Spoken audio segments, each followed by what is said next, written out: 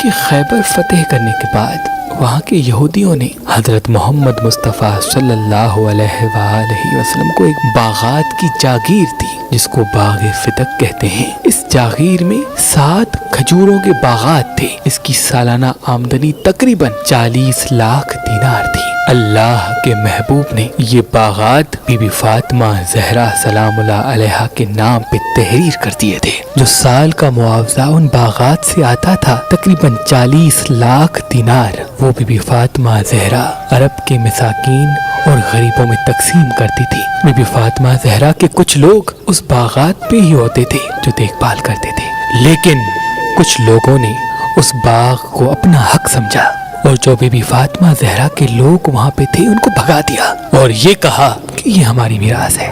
تو امام علی ابن ابی طالب علیہ السلام وقت کے حاکم کے پاس گئے اور کہا کہ یہ باغات اللہ کے رسول نے اپنی بیٹی فاطمہ کو دیے تھے۔ کسی انسان کو کوئی حق نہیں کہ باپ کی دی ہوئی چیز بیٹی سے چھین لے۔ تو وقت کے حاکم نے کہا کہ بنت رسول اللہ سے کہو اپنے دلائل پیش کرے۔ تو بی بی فاطمہ زہرا سلام اللہ علیہا کے پاس امام علی آئے اور کہنے لگے، فاطمہ جاؤ، اگر آج تم نہیں جاؤ گی تو کل زمانہ کہے گا کہ اگر نبی کی بیٹی مانگتی تو ہم دے دیتے۔ بنت رسول اللہ کے گھر کے 2 دروازے تھے، ایک مسجد نبوی کی طرف کھلتا تھا اور دوسرا باہر کی طرف۔ بی بی فاطمہ زہرا نے جو مسجد نبوی کی طرف دروازہ کھلتا تھا اس سے نہیں بلکہ جو باہر کی طرف دروازہ کھلتا تھا اس سے ہو کر جہاں عام لوگ آتے تھے وہاں سے مسجد نبوی میں داخل ہوئی تاکہ ہر خاص و عام یہ دیکھ لے کہ بنت رسول اللہ دربار میں جا کے اپنا حق طلب کر رہی ہے۔ بی بی فاطمہ زہرا دربار میں آ کے کہتی ہے کہ میں بنت رسول اللہ ہوں، میرے لیے میرے بابا فرماتے تھے کہ میں تمام عورتوں سے افضل ہوں اور جنت میں تمام عورتوں کی سردار بنوں گی۔ جب میں آتی تھی تو میرے استقبال کے لیے میرے بابا محمد صلی اللہ علیہ وآلہ وسلم کھڑے ہو کے استقبال کرتے تھے، میرا ماتھا چومتے تھے۔ آج میں اپنے حق کے لیے اس دربار آ پہنچی ہوں۔ تو اس دور کے حاکم نے کہا، کون سا حق؟ پیغمبروں کا کوئی حق نہیں ہوتا اور نہ ہی وہ اپنی میراث چھوڑتے ہیں۔ بی بی فاطمہ زہرا نے کہا کہ تم یہ کہنا چاہتے ہو کہ میرے بابا محمد صلی اللہ علیہ وآلہ وسلم قرآن سے بے واقف تھے؟ قرآن میں ہے کہ باپ کے مال میں بیٹی کا حق ہوتا ہے، بیٹی کا حق ہوتا ہے، اس کی اولاد کا حق ہوتا ہے۔ کیا داؤد کا وارث سلیمان نہیں بنا؟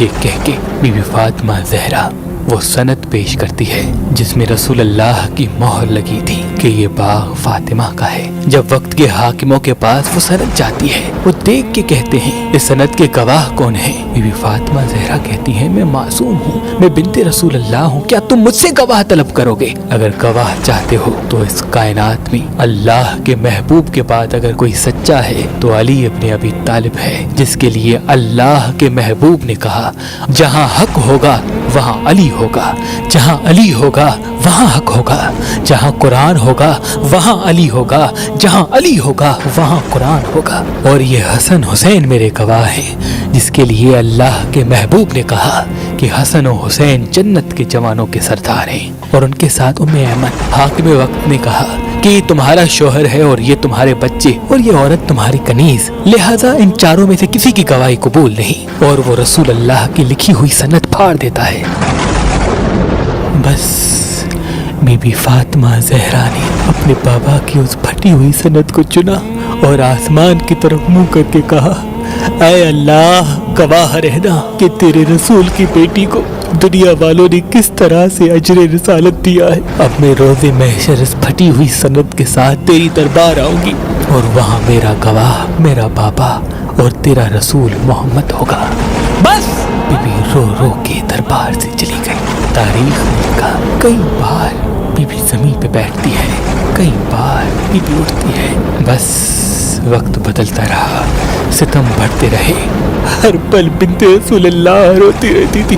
لوگوں نے جمع ہو کے کہا کہ یہ سارا دن رونے کی آواز آتی رہتی ہے، اس سے ہمارے گھروں اور ہمارے کاروبار میں اثر پڑتا ہے۔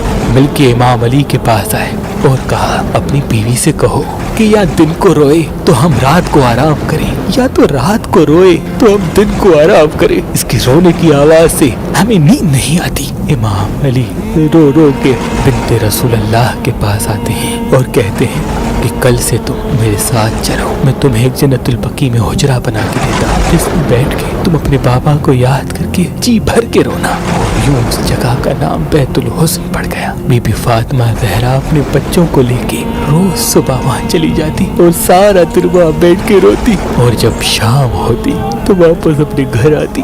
بس امام علی سے بیعت لینے کے لیے لوگ آگ لے کے بی بی فاطمہ زہرا کے گھر تک آ گئے اور کہا علی کو باہر نکالو وگرنہ اس گھر کو جلاتے ہیں۔ بی بی فاطمہ زہرا دروازے تک آئی اور کہا کیا بھول گئے ہو، یہ وہی دروازہ ہے جہاں اللہ کے محبوب کہتے تھے کہ یہ ہے میری اہل بیت، میں تم سے اجر رسالت کچھ نہیں مانگتا سوائے اس کے کہ میری اولاد سے محبت کرو۔ کیا تم آیت تطہیر بھول گئے؟ کیا تم اس گھر کا شان بھول گئے؟ کیا بھول گئے ہو یہ گھر کس کا ہے، اس میں کون رہتا ہے؟ اتنی دیر میں کوئی ظالم گھر کو آگ لگاتا ہے اور زور سے دروازے کو لات مارتا ہے۔ بس دروازے کو لات مارنا تھا اور اللہ کے رسول کی بیٹی پہ وہ دروازہ گرنا تھا۔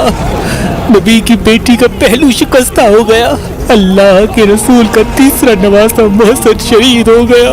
عرش تڑپنے لگا، زمین رونے لگی۔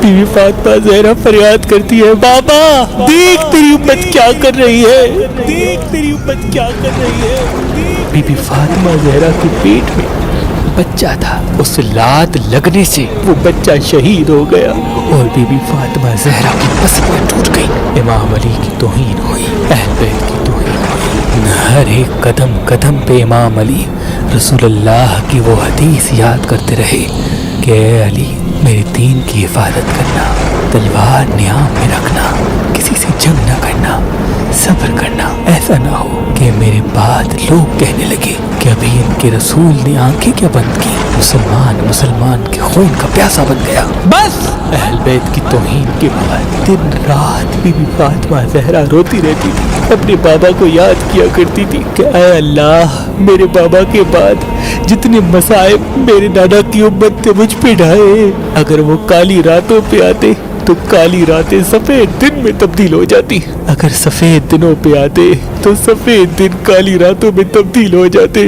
بس پسلیوں کے ٹوٹنے کی وجہ سے آپ کی طبیعت دن بدن خراب ہوتی رہی۔ ایک دن آپ نے اپنے بچوں کو کہا کہ جاؤ اپنے نانا کے روزے پہ، اور اپنے شوہر علی بن ابی طالب علیہ السلام کو طلب کیا اور وصیت کی یا علی اگر زندگی میں مجھ سے کوئی بھی غلطی ہوئی ہو تو روزے محشر میرے بابا سے کوئی شکایت نہ کرنا، اور میرا غسل و کفن رات کو دینا، اور میرا جنازہ رات کی تاریکی میں اٹھانا، اور جس نے مجھے دکھ دیے ہیں ان کو میرے جنازے میں شریک نہیں کرنا، میں روزے محشر اپنے بابا سے شکایت کروں گی۔ وصیت کے بعد بی بی فاطمہ زہرا نے کہا میں چند لمحات اکیلے رہنا چاہتی ہوں، اپنے خالق کی عبادت کرنا چاہتی ہوں، جب تک اللہ کے ذکر کی آواز آتی رہے سمجھنا فاطمہ اس دارالفنا میں ہے، جب آواز آنا ختم ہو جائے تو سمجھ جانا فاطمہ دارالبقا کی طرف کوچ کر گئی۔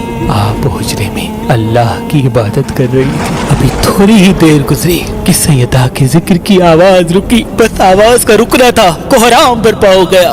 وہ علی جس نے خیبر و خندق فتح کی، کبھی زمین پہ بیٹھتے ہیں، کبھی اٹھتے ہیں، کبھی کمر پہ ہاتھ رکھ کے کہتے ہیں اے اللہ میں غریب ہو گیا، فاطمہ کے بعد میں اکیلا ہو گیا۔ بس نبی کی بیٹی کو امام علی نے اپنے ہاتھوں سے غسل دیا، کفن دیا، اور بی بی فاطمہ زہرا کی وصیت کے مطابق کسی کو اطلاع نہ کی اور رات کی تاریکی میں تدفین کر دیا۔ کوئی کہتا ہے علی نے فاطمہ کو جنت البقیع میں تدفین کیا، کسی نے کہا شاید علی نے اپنے گھر میں ہی تدفین کیا، کسی نے کہا بیت الحسن میں تدفین کیا۔ آج تک کوئی معلوم نہ کر سکا کہ اللہ کے رسول کی اس مظلوم بیٹی کی قبر کہاں ہے، اور یوں اللہ کے نبی کی بیٹی دنیا سے خفا ہو کر اپنے بابا سے جا ملی۔